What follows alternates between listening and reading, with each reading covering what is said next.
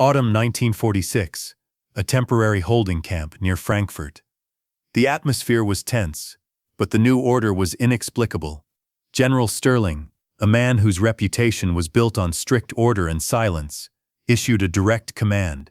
An old, unmarked grave in a remote clearing must be exhumed immediately. The task was assigned to a detail of German women POWs. Brigitta, a former university student, was chosen to lead the digging crew. Her mind raced. Why would a high-ranking American general care about an anonymous patch of dirt? They were driven miles outside the camp. The clearing was muddy, damp, and surrounded by thick, silent woods.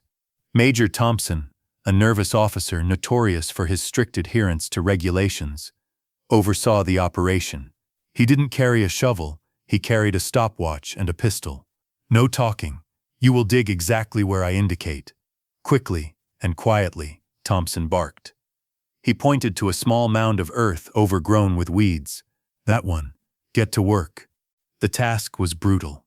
The women were exhausted from their regular labor. The shovels were heavy, and the cold, damp earth resisted their efforts. Brigitta worked mechanically, trying to keep her mind blank against the grim reality. They were digging a grave, but not to bury, to uncover. Her greatest fear was finding the remains of a friend, or worse, a civilian victim of the war's final chaos. She focused on the rhythm. Lift, throw, lift, throw. Thompson paced nervously. He kept checking his watch, his impatience radiating outward. He knew the general was waiting for a specific, immediate answer. As the hole deepened, the air grew heavy, smelling of damp root and something vaguely metallic. The other guards kept their distance, shifting uneasily. They didn't want to be near the hole, near the secret. Finally, the shovel scraped against wood, a dull, hollow sound that echoed up the sides of the grave. The digging stopped immediately. Brigitta looked up, breathing hard. Thompson rushed to the edge of the hole. Carefully now, use your hands, quickly. The women began clearing away the final layers of earth, revealing the rough, split planks of a hastily constructed wooden box, not a proper coffin, but a crude container. Brigitta was the first to see it. The lid of the crude coffin had split near the foot end. Through the dark gap, a piece of clothing was visible, dark fabric, sodden with years of dampness. But below the fabric, something solid projected outward. Not a foot, a boot, a distinctive leather boot. Brigitta wiped the mud from her eyes. It was a dark brown, heavily laced combat boot. It was too sturdy to be German issue. It was too American to be ignored. Major Thompson rushed to the edge of the grave. He looked down at the dark, exposed boot, his face draining of color. He didn't need to touch it. He knew the pattern. It was U.S. Army issue, not German, not civilian. No, he whispered, shaking his head in immediate denial. He grabbed a piece of the rotten wood and yanked. The entire lid of the crude coffin split open, revealing the skeletal remains inside, still wrapped in the remnants of a faded olive-drab uniform. This was no anonymous German casualty. This was a missing American soldier. Thompson lost all composure. The general's simple exhumation order had uncovered a potentially explosive war crime, or a high-level cover-up. Close it now, he shrieked, his voice echoing through the silent woods. He pulled out his pistol, waving it wildly at the women. If any of you speak of this, if this leaves this clearing, you will be shot. All of you. Do you understand? The women dropped their shovels, paralyzed by the sight of the gun and the officer's sheer terror. Brigitta was terrified, but something drove her. She saw the exposed collar of the uniform, and hanging from the skeleton's neck, the distinctive silver chain of a dog tag. Thompson was screaming at the other guards to get soil into the hole. This was the moment. She couldn't allow this proof of a crime, of a hidden tragedy involving the enemy's own side, to be buried again. It was a matter of fundamental justice. As the soldiers scrambled, Brigitta knelt quickly. She didn't use the shovel. She used her fingers, covered in dirt and dried blood from previous labor. In a flash, she reached into the dark hole, ignored the skeletal hand in the mud, and snapped the chain, ripping the metal dog tag free. Thompson, busy kicking soil into the pit, didn't see the brief, frantic movement. The cover-up was complete within 10 minutes. The hole was rapidly filled, the earth tamped down, and the top covered with leaves and mud to hide any sign of the recent disturbance. Thompson, panting and sweating, pointed his pistol at the exhausted women. "I don't know what you think you saw, but you saw nothing," he hissed. "You dig every day. This was just another grave. Understand? Your lives depend on your silence." He then roughly escorted the women back to the trucks. Back in the barracks, Brigitta sat alone. The mud was still caked on her fingernails. She slowly reached into the deep pocket of her rough uniform skirt. Her fingers closed around the cold, small, oblong piece of metal, the dog tag. It was heavy with meaning. This was the one thing Major Thompson couldn't bury. She had the proof of a murder committed or covered up by the Americans themselves. Now she faced the ultimate moral dilemma: reveal the secret and risk execution, or remain silent and become complicit in a lie. Back in Barrack 7, Brigitta meticulously cleaned the small object. Under the dim light of a kerosene lamp, the brass surface of the dog tag gleamed. The engraving was clear. U.S. Army, PVT, J. Miller. O negative. The name wasn't German. It wasn't a nameless civilian. It was Private Miller. Missing since 1945, now buried in a remote, unmarked grave under the explicit threat of Major Thompson.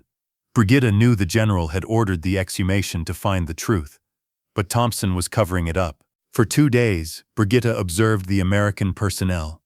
She needed a crack in the system, someone who looked at them with exhaustion, not hatred. She ruled out the angry MPs. She needed someone who handled paperwork, someone who valued order and facts. She found her target, Sergeant Davies, a tall, quiet supply sergeant who often delivered rations to their barracks. Davies rarely smiled, but his eyes were often tired, not cold. He seemed burdened by bureaucracy, not blinded by ideology. Brigitta engineered the contact during the noon supply distribution. She volunteered for the dirty work, cleaning the empty ration bins, which brought her close to Davies's desk near the camp kitchen. Her heart hammered so hard she thought the sound would betray her. Thompson's threat of execution echoed in her ears. Yet the fate of Private Miller and the sanctity of the truth felt heavier than her own life. She had to take the risk. Davies frowned at the paperwork. He held a stack of forms under his left arm, while signing a receipt with his right. As he shifted his weight, a brief open space appeared between his arm and his tunic pocket. Brigitta seized the split second. Her hand, moving like a striking snake, plunged into her skirt pocket. She didn't look at Davies. She looked only at the small, dark gap in his uniform. She pressed the cold, hard künye into the fabric of his tunic and withdrew her hand instantly. Davies didn't notice a thing. He finished signing the receipt and looked up. "You missed a spot on that bin," he said blandly. Brigitta nodded silently, her heart trying to hammer its way out of her chest. She had risked her life on a gamble of honesty. She slowly backed away, returned to her detail, and watched Davies from a safe distance. It took Davies 10 minutes to realize. He finished his paperwork, stood up, and his hand brushed against his chest pocket. He felt the unexpected, hard lump. He pulled out the künye, covered in dry mud. He read the name, PVT, J. Miller.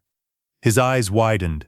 Miller was the subject of the highly classified search ordered by the general himself, the search that Major Thompson had been so strangely aggressive about terminating.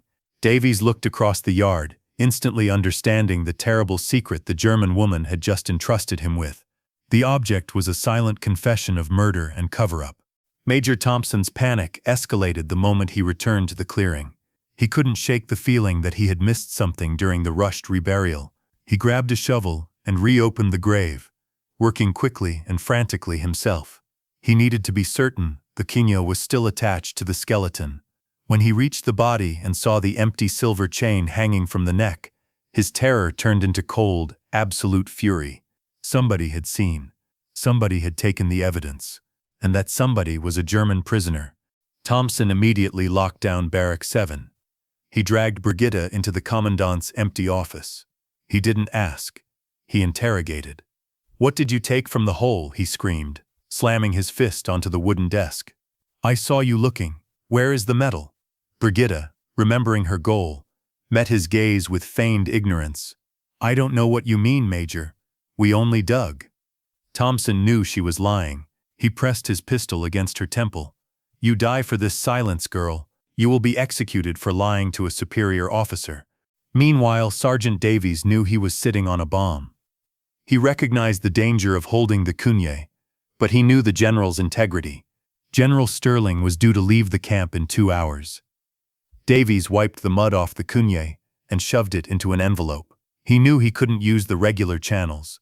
Thompson controlled all outgoing reports and mail. He decided to risk going directly to headquarters, skipping his chain of command.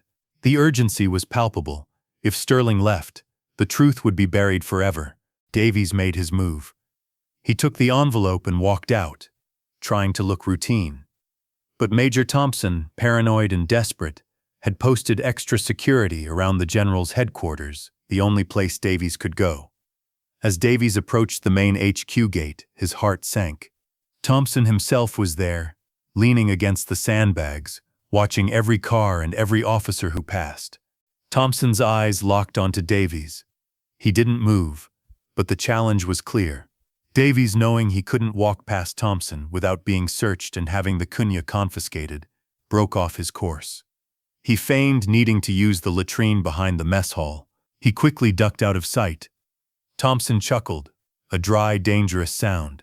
He knew Davies was trying to sneak past, but he didn't know why, yet.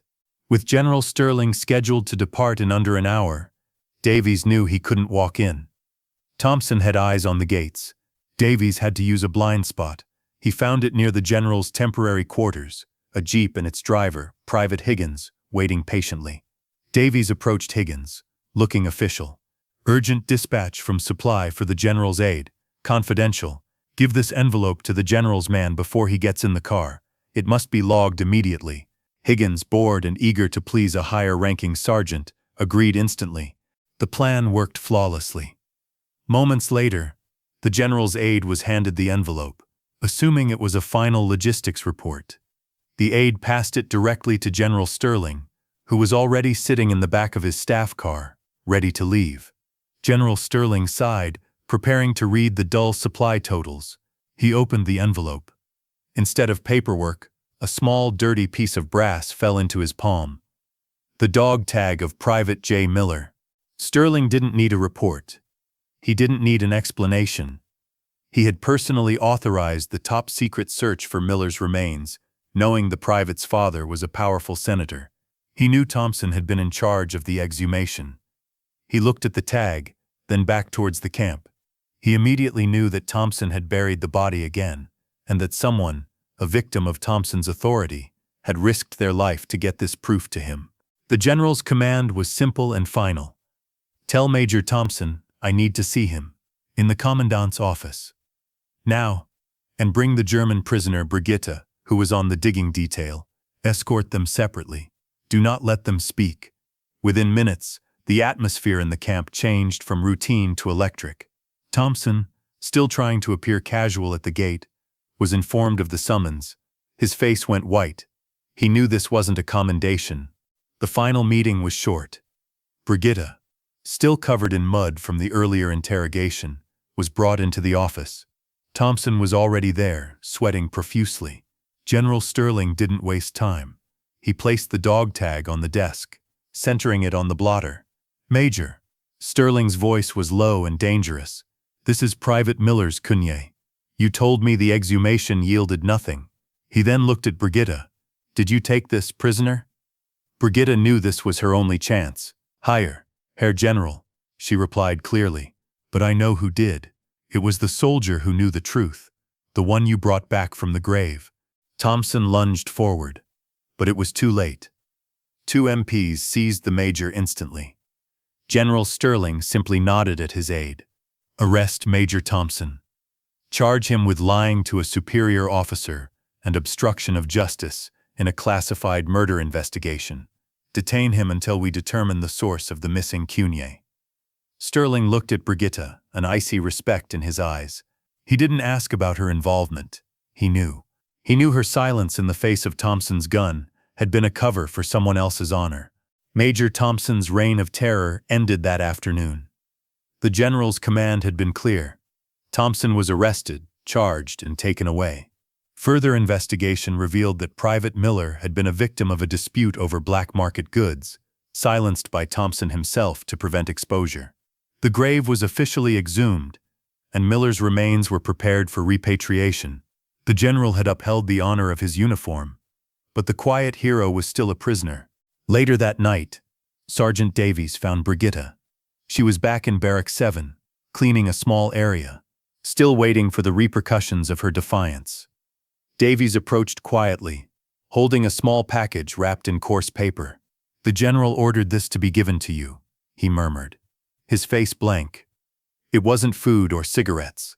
It was a brand new, unused leather-bound diary and a pen. It was a silent acknowledgement of the bravery it took to record the truth, even in the face of death. Brigitta was released 3 weeks later. Her discharge papers were fast-tracked under General's orders. She never knew exactly what role Davies played, but she knew the künye had changed her fate. She returned to a shattered country, but she carried the General's gift. She used the diary to record the stories of the war, determined that the truth, like Miller's künye, would never be buried again. Brigitta died in 2005. She had become a respected historian. Her family donated her prized possession to a U.S. military museum exhibit dedicated to the integrity of soldiers in post-war Germany. The leather-bound diary. Tucked inside the last page was a small, oblong, tarnished piece of brass. The dog tag of Private J. Miller. It had been returned. The moral choice made by an exhausted German prisoner ultimately protected the honor of the American general. Her small, defiant act of justice proved that truth, like light, cannot be buried forever. It only needs one person brave enough to carry it forward. If you believe that courage is the same in any language, hit that subscribe button. Share this video to honor the memory of the German women, POWs who stood up to fear. Thank you for watching our true story of the American boot that revealed a devastating lie.